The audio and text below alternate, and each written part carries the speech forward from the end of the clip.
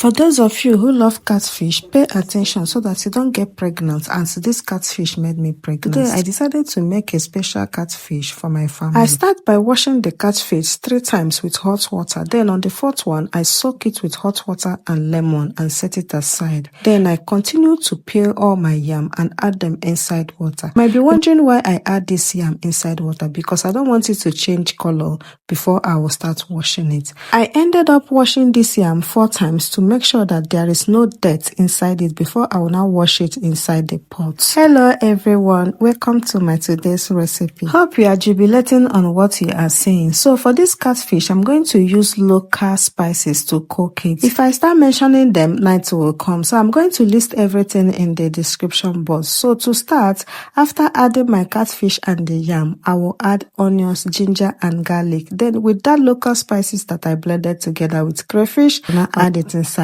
Turn it very well, cover it and allow it to cook until the yam is 100% done. Once the yam and the catfish is 100% ready, you can now go in with your vegetable. Once you add the vegetables, cook it for just 1 minute and your catfish pepper soup is ready. Remember to eat this when the weather is not cold. If not, thank you for watching.